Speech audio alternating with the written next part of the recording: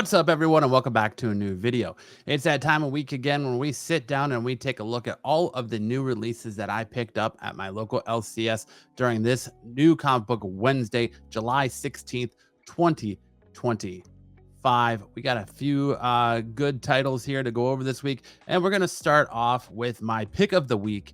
And my pick of the week goes to Batman, Absolute Batman, number 10. This Gabriel Del Auto variant is the one that I picked up. And this was an interesting book this week because we got our first look at Absolute Killer Croc. That's right, Waylon Jones has officially been turned in to the Absolute Killer Croc. And this book was very interesting because we got to see more facing off between Absolute Batman and Absolute Bane. And what it is that the Absolute Batman is trapped there at a facility. They are trying to turn him into Man-Bat essentially, and they keep doing these surgeries on him, and he keeps escaping, and he keeps having run-ins with Bane, and they're trying to do all this stuff to him, and eventually he escapes again, and he's facing off against Bane, and well, Absolute Killer Croc shows up. It's a fun, interesting, kind of dark story so far. I'm really digging it. I'm really loving this Absolute Bane. I think I have an idea of who Absolute Bane may be, but we'll see as the weeks progress with this book. But it was a lot of fun. I really enjoyed the reveal of Absolute Killer Croc. If you haven't picked this one up or you're not reading Absolute Batman, I think it's worth giving a shot and go back a couple issues to the start of the story. And it's definitely worth a shot to jump in on this, not only Absolute Bane, but Absolute Killer Croc. My next book I picked up this week was Absolute Flash number 5. Wally is going to need to learn to handle the heat as he faces down the monstrous heat wave. Can he evade his fiery grasp, or will the young speedster be burned to a crisp? This one we saw, just as that synopsis says, Wally West facing down with heat wave. They touch. Wally West gets transported into what I'm assuming is the Speed Force. Someone reaches out to him. He says, "No, get away from me," essentially, and snaps out of it. And we end the story with Dr. Thawne trying to send the rogues out after Wally West to retrieve him in Grodd. We see Wally's dad go to steal a spaceship, and he walks in, and there's all these different creatures in these jars. It's an okay book. This book has kind of fallen off a little bit. It's been an okay book so far. It's definitely digressing, I think, week to week, to where I'm kind of falling out of Absolute Flash just because it is kind of all over the place and kind of hard to follow. Like, it feels like he's in two places at once, which he very well may be, but it's just not a story that I've really been digging, and is quickly sort of finding its way, in my opinion at least, as becoming one of the weaker Absolute titles, kind of right there on par with Absolute Green Lantern. Up next, we have the Invincible Battle Beast. Who would dare betray the Battle Beast? And I just picked up the A cover, and Battle Beast was good. The ship that he's in that's trying to kill him kind of betrays him, launches him into space where he's surrounded by this other fleet that started attacking him, and Battle Beast does what Battle Beast does, is he pretty much proceeds to kill all of them and slaughter all of them. He then, the little alien guy from the last two issues that he helped out get a new body, tells him, "You can go to our home world and fight this giant thing that'll most definitely kill you." The ship and this monster work out a deal to take Battle Beast there, and that's where they're heading. They just landed on that planet at the end of this issue, and we're gonna have to see what goes on from there. I've really enjoyed just the brutal, bloody, gory goodness of Battle Beast that Robert Kirkman and Ryan Ottley have been providing for us, and I can't wait to see where Battle Beast goes moving forward. Next up, we have Teenage Mutant Ninja Turtles number 10.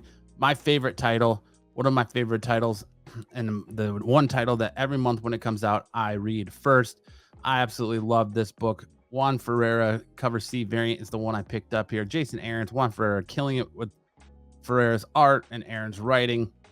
The trial of the Teenage Mutant Ninja Turtles begins here.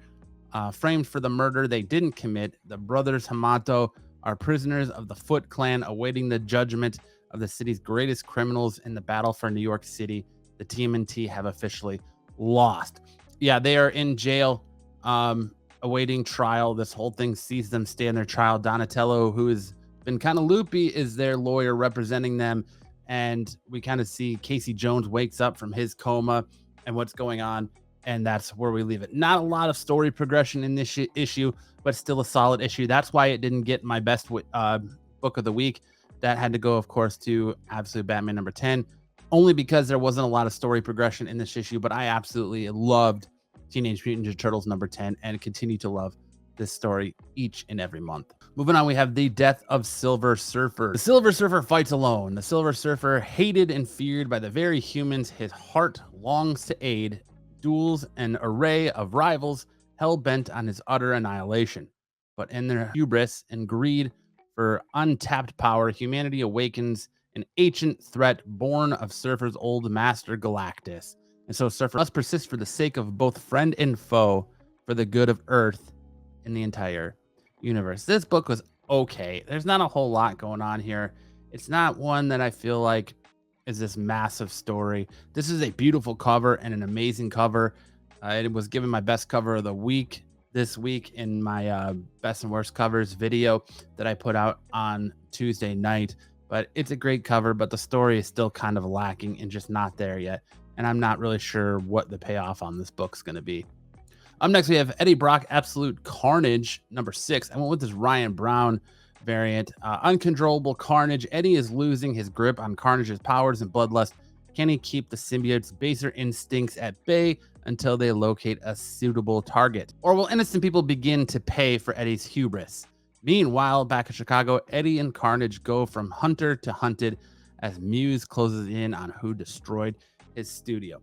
Essentially, that's it. We find out that Eddie Brock, but we find out for Carnage to survive and now Eddie Brock to survive, Eddie has to kill somebody. So they are looking for bad people, murderers to kill to satisfy Carnage's bloodlust and the symbiote's bloodlust. And he tells him, like, I have to kill to survive. And that's why me and Khalid as Cassidy were such good hosts, because Cassidy loved to do this.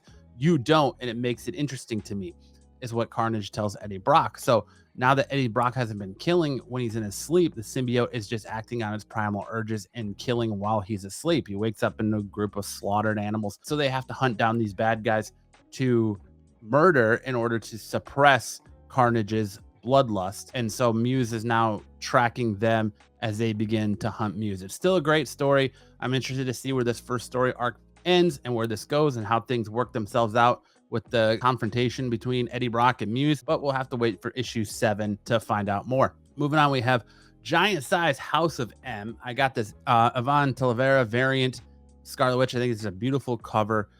This book isn't really worth it. These Giant Size have been nothing, I feel like, more than a giant money grab for Marvel and really trying to kind of rework the X-Men history to include Kamala Khan, as the MCU is looking to create her as a mutant instead of an Inhuman, and they're trying to rewrite X-Men's history with that. Not a great read, not a whole lot to this, and you get the revelation of what Scarlet Witch whispers in Wolverine's ear at the end of the original House of M miniseries. If you read that, she basically, spoiler alert, gives him all of his memories back. You know, Wolverine for the longest time had no memories of his past.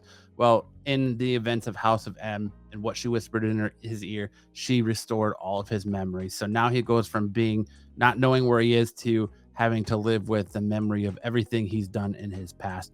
That's really the only relevant thing, I think, anyways, coming out of this issue. Otherwise, it's not really something that if you didn't pick up, you have to feel too bad about not picking up.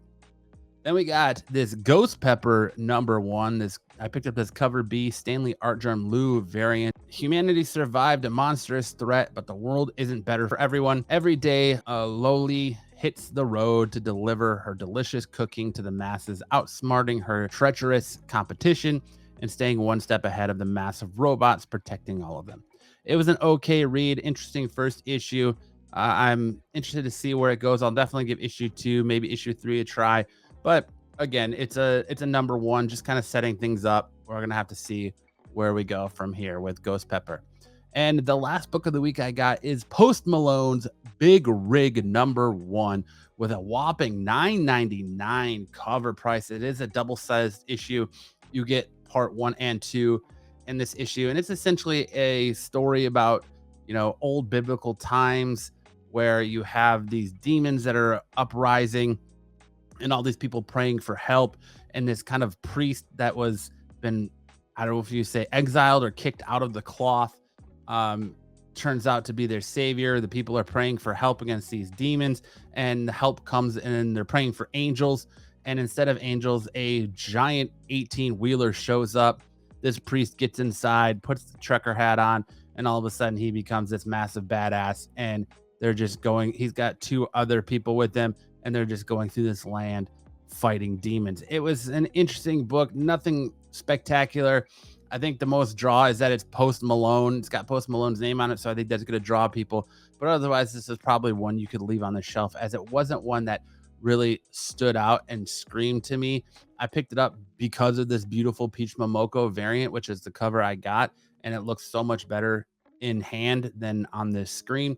But the story itself was kind of okay. I'll probably give issue 2 a look-see, but I don't know if I'm gonna do it if it's at that $9.99 cover price. I just don't feel like the story has the substance and depth to warrant a $9.99 cover price. But that's it. Those are all the books that I picked up this week.